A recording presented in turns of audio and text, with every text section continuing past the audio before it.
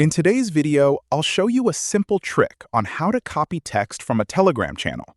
Before we jump into this quick tutorial, tap the link in the description below to follow along. And let's get started. First, open Telegram and go to the channel where the text you want to copy is located. Once you've opened the channel, find the post or message containing the text you want to copy.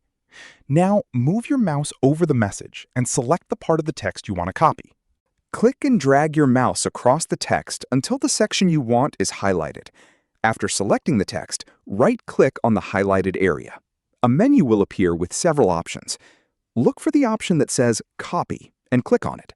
The selected text is now copied to your computer's clipboard. You can paste it anywhere you need. For example, you can open a text editor, a document, an email, or another chat. Then right-click and select Paste. You can also use a keyboard shortcut to make this process faster. After highlighting the text, press Ctrl+C on your keyboard to copy it. Then place your cursor where you want the text to appear and press Ctrl+V to paste it. Keep in mind that some Telegram channels may use content protection settings. When content protection is enabled, Telegram can restrict certain actions, such as copying, forwarding, or saving content from the channel.